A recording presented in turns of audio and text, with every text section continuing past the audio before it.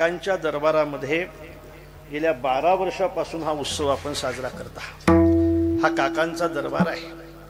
हा दरबार मी खरं सांगू का, वारकरी संप्रदायामध्ये सर्वश्रेष्ठ दरबार जर कोणाचा असेल तर तो काकांचा आहे। लक्षात काकांना सर्वश्रेष्ठ म्हणण्याचं कारण मी असं म्हणेल की ज्ञानदेव वैष्णव मोठा असं म्हटलं जातं। ज्ञानदेव वैष्णव मोठा, सगळ्यात मोठे जर वैष्णव कोण असतील तर ज्ञानोबाराय आहेत। आणि ज्ञानोबारायांची परीक्षा घेण्याचा ज्यांचा अधिकार आहे ते काका आहेत।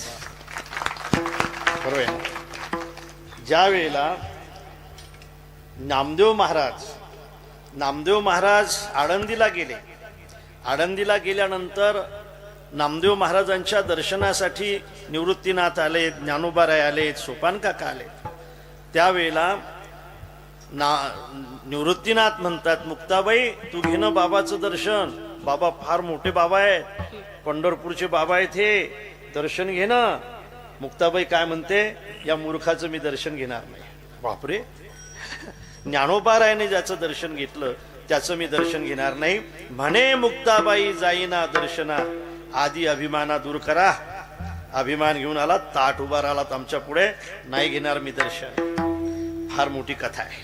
आणि त्यावेळेला या ठिकाणी हे मडकं भाजण्यासाठी ज्या वेळेला ज्ञानोबारायांकडे पाठवलं होतं, त्यावेळेला मुक्ताबाईने काकांना सांगितलं, काका मडकं कच्चं आहे का पक्का आहे हे पाहण्याचा अधिकार तुमचा आहे।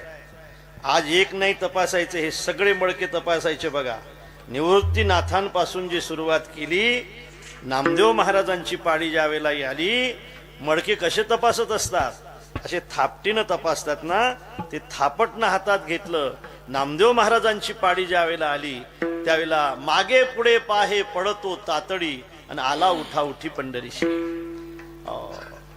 लहानशी मुक्ताबाई जैशी सनकाळी, आज फार मोठा इतिहास आहे। अतिथी आदर केला मुक्ताबाई, लाकड आणि डोई फोडली माझी। त्या म्हाताऱ्याला सांगितलं म्हणे, बरं झालं पडून आलो, नाही तर जीव घेतला असता माझा। ही संत मंडळी कपटी तुझी, असं त्या ठिकाणी नामदेव महाराज म्हणतात। सज्जनानो, काकांचा हा दरबार आहे, लक्षात ठेवा।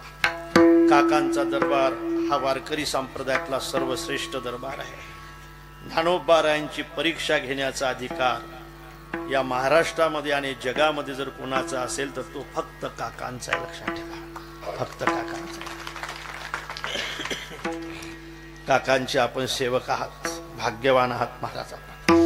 काकाची सेवा केल्यानंतर तुम्हाला कोणाची सेवा करायची गरज पडणार नाही। काकाची सेवाच हे सगळ्या संतांची सेवा आहे, आणि काकाची सेवाच हे देवाची सेवा आहे। अरे देव ज्या ठिकाणी सेवा करण्यासाठी येतो, महाराज यांची सेवा करा, त्यांची केल्या